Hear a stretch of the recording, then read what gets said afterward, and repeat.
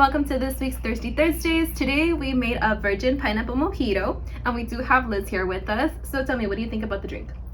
It's really good. It's definitely a really good mocktail and really great for the summer. I agree. So last week I spoke with Alyssa about risk factors. This week I wanted to get into protective factors. Can you name me any examples of them? Yeah, well, there's school connectedness. So if teachers are trained and if they have support and if there's education provided to them, it's really going to make a difference in a child's life.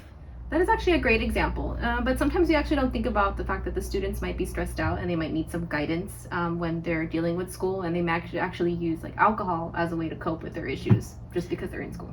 Yeah, I mean, especially because school can be pretty rough. However, school is a great support system. You know what? Yeah, you're right, actually. School can definitely help students steer away from wanting to drink or use any other substances, and there are guidance counselors and teachers, and I'm sure other staff members that are there to help the students. Yeah, and then while school staff is a really good protective factor, you can't forget the most important one, which is family.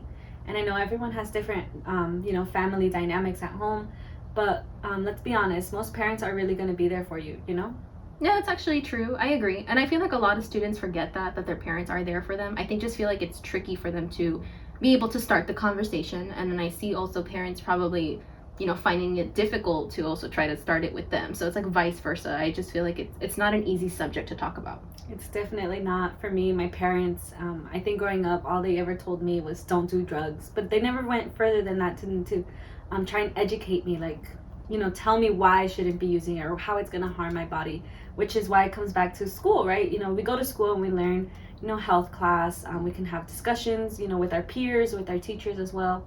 So they're both, really good, important protective factors.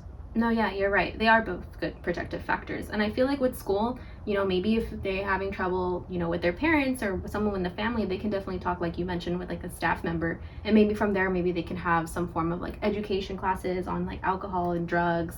Or if anything, maybe once like they're off school, if they have any curiosity, they can talk to their parents and see if maybe like where it can go from there. I mean, I just know for myself, it was really hard to talk about those things because in my family, there was drug use and, alcohol drinking. But to me, I just didn't talk about it because I immediately thought I was just going to get in trouble. So that was difficult. That's all of us. But yeah, no, I agree. I'm really glad that we ended up talking about protective factors. They're really important, and we always have to remember that we have somebody there for us. And again, another important thing to remember is that even though sometimes the risk factors tend to outweigh the protective factors are a lot more stronger and a lot more supportive because it's friends, family, and school. Yeah, you're definitely right. Thank you, Liz, for being here with us. Join us next time. Yeah.